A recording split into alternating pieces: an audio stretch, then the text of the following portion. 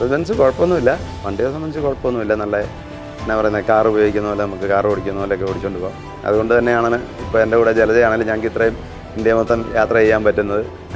AC ഉള്ള വണ്ടി, അതിലുപരി ക്യാബിനൊക്കെ നല്ല കംഫർട്ടാണ്.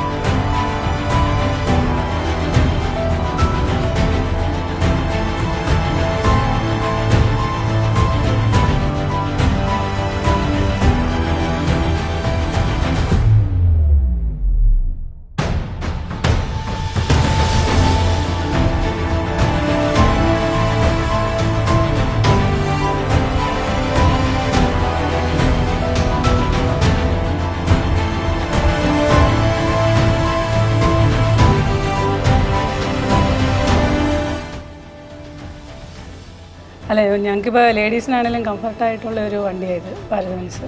അതല്ല, ഞങ്ങളുടെ വീട്ടിൽ തന്നെ 3 ലേഡി ഡ്രൈവർമാരുണ്ട്.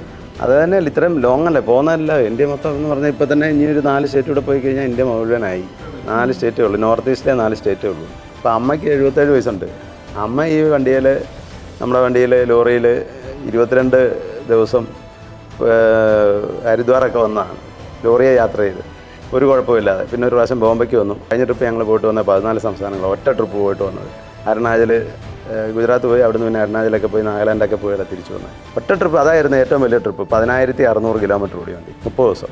അപ്പോൾ അതുപോലുള്ള ട്രിപ്പുകളാണ് പോകുന്നത്. 2019 ശേഷം ആദ്യമായിട്ടാണ് ലോറി പുതിയതെടുക്കുന്നത്. അതിനിടയ്ക്ക് എടുത്തെന്ന് പറയാൻ നമ്മൾ ആ കാരവൻ എടുത്തുള്ളൂ. അതും ഭാരത് ബെൻസ് എടുത്തേ.